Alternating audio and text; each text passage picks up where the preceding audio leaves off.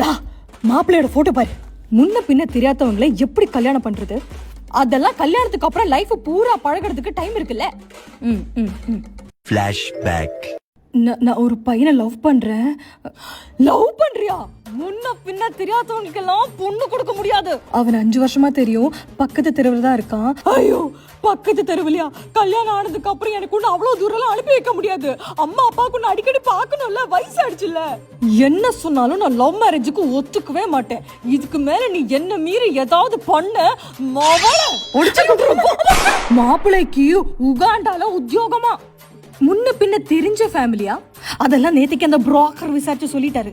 ஆமா, இந்த புரோக்கர் எவ்வளவு நாளா தெரியும்? அவரோட நம்பர் 4 நாள் முன்னாடி தான் வாட்ஸ்அப் குரூப்ல இருந்து கிடைச்சது. ஆனா அவர் எவ்வளவு நல்லவர் தெரியுமா? டெய்லி காலையில எனக்கு பட்டாம்பூச்சி பூ போட்டு குட் மார்னிங் மெசேஜ் எல்லாம் அனுப்புவாரு. அதாவது எனக்கு வருஷக்கணக்கா தெரிஞ்ச ஒரு பையன் உனக்கு வேணாம். யாருன்னே தெரியாத ஒரு பையன் உனக்கு வேணும். பெத்து வளர்த்த பொண்ணு கொடுத்த சர்டிபிகேட் உனக்கு வேணாம். பூ பட்டாம்பூச்சி அனுப்புற எவனும் ஒருத்தரோட சர்டிபிகேட் உனக்கு வேணும். பக்கத்து தெருவில் இருக்கிற பையன் உனக்கு வேணாம். ஆனா 16 கிலோமீட்டர் அந்த பக்கம் இருக்கிற பையன் உனக்கு வேணும். ஆமா, அந்த புரோக்கர் நம்பர் இருந்தா கூட தா. ஹலோ புரோக்கர்னு. எனக்கு மாப்பிள்ளை எல்லாம் வேணாம். ஆனா ஒரு ஃப்ரெஷ் மதர் தேடுங்க. ஃப்ரெஷ் மதரா? எது இல்லைனாலும் பரவாயில்ல, கொஞ்சம் அறிவு இருந்தா போதும்.